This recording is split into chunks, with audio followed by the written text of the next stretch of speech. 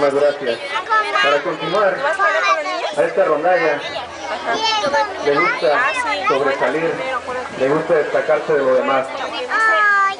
Para eso nos hemos dado la tarea de sacar